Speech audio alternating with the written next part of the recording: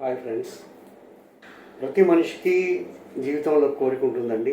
అదే ప్రతి మనిషికి ఒక ఇల్లు ఉండాలని చెప్పేసి, ఒక సొంత ఇల్లు అనేటువంటిది ప్రతి సామాన్యుడి కళ. సో అది నెరవేర్చడానికి జీవితకాలం మొత్తం కూడా మనం కష్టపడతాము.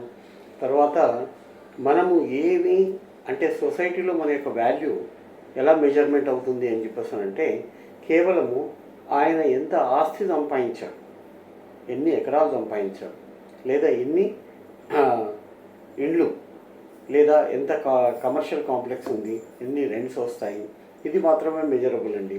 అంతేగాని ఆయన దగ్గర ఏమి ఉన్నాయి ఏమిటి అని చెప్పేసి మాత్రం ఎవరు ఆలోచించరు. సో ప్రతి మనిషికి కావాల్సింది ఒక ఇల్లు, ఆ తర్వాత అతనికి కావాల్సిన బట్టలు, తర్వాత అతనికి కావాల్సినటువంటివి మిగిలిన కోరికలు.